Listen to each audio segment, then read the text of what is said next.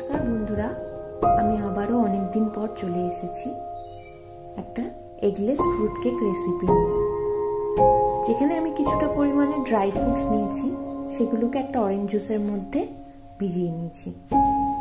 যেমন তার মধ্যে থাকছে কাজু বাদাম, কাঠবাদাম, টুটি ফুটি, ব্লুবেরি, ক্যানবেরি, ব্ল্যাক কিশমিশ, নর্মাল কিশমিশ, এগুলো নিয়েছি। অন্যদিকে 1 কাপ মতো চিনি নিয়েছি, সেটাকে মেল্ট করে নেব। কিছুক্ষণ টাইম লাগবে, আমার মোটামুটি 10 থেকে 15 মিনিট টাইম লেগেছিল। আর অন্যদিকে 1 কাপ আটা নিয়েছি, একটু পরিমাণ মতো লবণ দিয়েছি ও একটা নাটমেগ গ্রেটারে ঘষে নিয়েছি। এটা করতে করতে দেখুন কিছুটা হলেও চিনিটা মেল্ট হয়ে এসছে।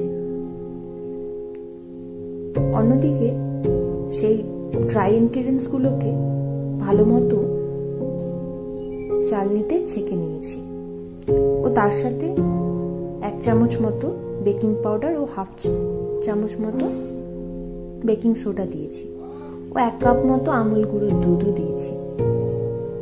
আপনারা চাইলে এখানে নর্মাল দুধও ইউজ করতে পারেন।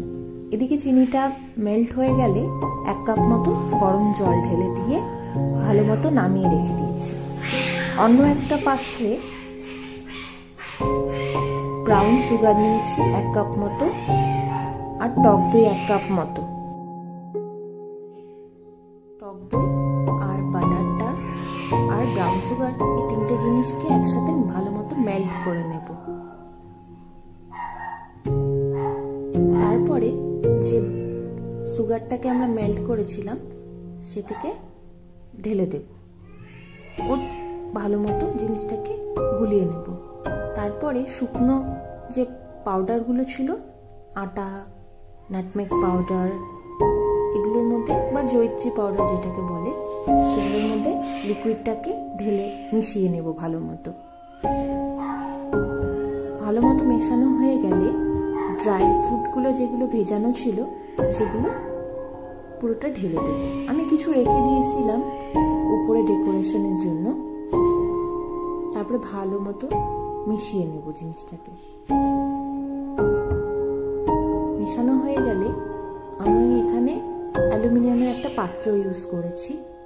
আমার কাছে কেক টিন নেই, তাই আপনারা কেক টিনই ব্যবহার করুন বা এটা তো ইউজ করতে পারেন।